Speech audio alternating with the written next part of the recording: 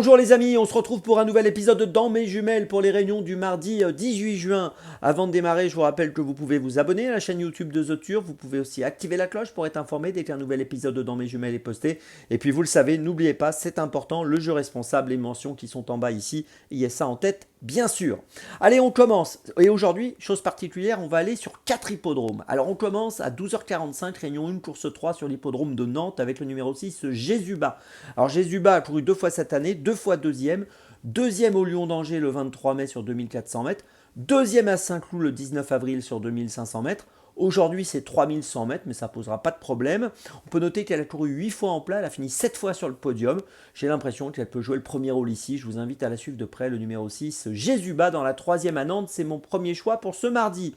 On continue à 14h22, réunion 2, course 7. On va à Cavaillon avec le numéro 7, Fanatic Flash.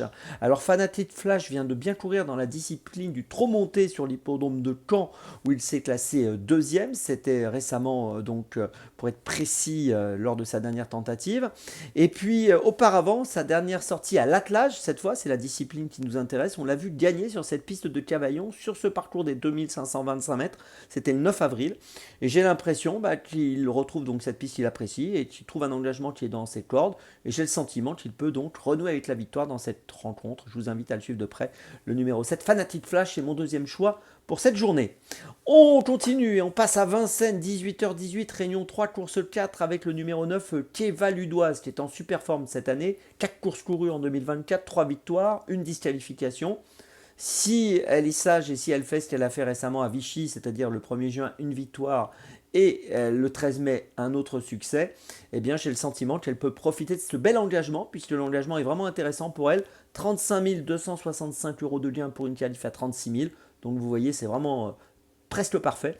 Donc voilà, tout ça pour dire que je vous invite à la suivre de très près. J'en attends encore un succès aujourd'hui, le numéro 9, Keva Ludoise. C'est mon troisième choix de cette journée à Vincennes cette fois.